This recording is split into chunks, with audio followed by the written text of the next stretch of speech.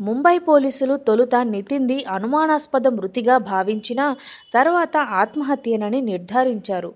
ఆయన డిప్రెషన్ వల్ల బలవన్మరణానికి పాల్పడ్డట్లు గుర్తించారు. నితిన్ ఏడాది నుంచే డిప్రెషన్ ట్రీట్మెంట్ తీసుకుంటున్నారు. అయినా ఆయనకు బతుకు మీద ఆశ లేక తీవ్ర నిర్ణయం తీసుకున్నారు.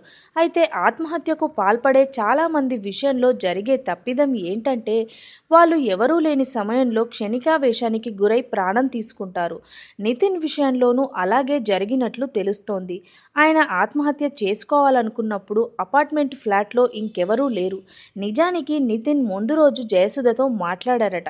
సినిమాలో తీవ్ర నష్టపోయానని, డబ్బు మొత్తం పోయి అప్పుల బాధ భరించలేకపోతున్నానని చెప్పారట. దానితో పాటు కొడుకులిద్దరినీ నువ్వే జాగ్రత్తగా చూసుకోవాలని చెప్పాడట. తను హైదరాబాద్ వస్తున్నట్లు కూడా చెప్పారట. బుధవారం ముంబై నుంచి హైదరాబాద్ రావడానికి ఫ్లైట్ టికెట్ కూడా బుక్ చేసుకున్నారట. అలాంటిది ఇంతలో అంతటి తీవ్ర నిర్ణయం ఎందుకు తీసుకున్నారో?